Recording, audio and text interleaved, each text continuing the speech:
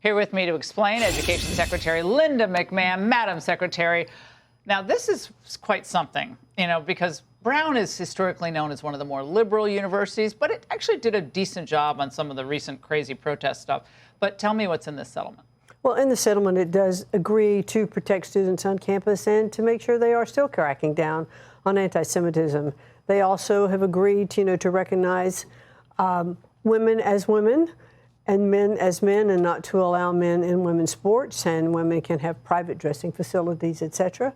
And they've also agreed to get rid of the DEI and their hiring practices to make sure that it's based on merit, and promotions and admissions are based on merit and not on other ideologies. Well, is ideological bias is a problem at all these schools? I mean, the faculty is overwhelmingly left-wing.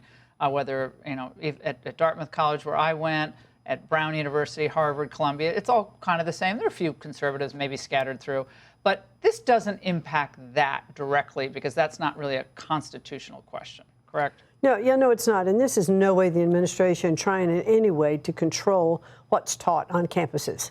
And that, or to in any way impact, freedom of speech. We want universities to be what they were intended to be, places where there's freedom of thought and discussion and open ideas, but not these ideologies. There has to be a balanced approach. But to play devil's advocate, protesters, pro-Palestinian protesters, some people call them pro-Hamas protesters, do they not have a right to exist on campus? Isn't that a direct confrontation with the First Amendment? No, they can protest. They just have to do it peacefully.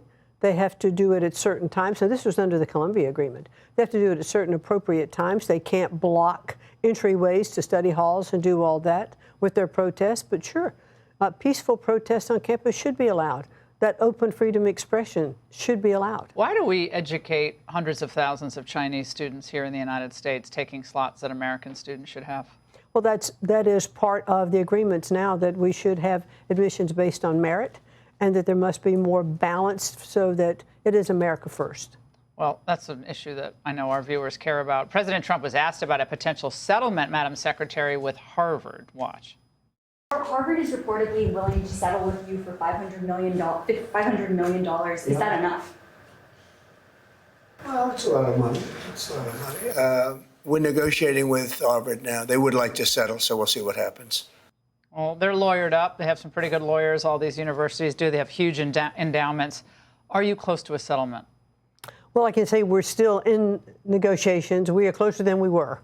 But we're not there yet, and they have a lawsuit pending. But I think as we look at more and more things that Harvard is doing, I think they're aware that it would probably be to everybody's benefit if we could come to a settlement. Well, Brown falling as a domino, that's a big one. Well, they got $500 million restored, but they're going to pay a $50 million fine that's going to be spent on workforce development issues in their state. All right, Madam Secretary, thank you for joining us in studio tonight.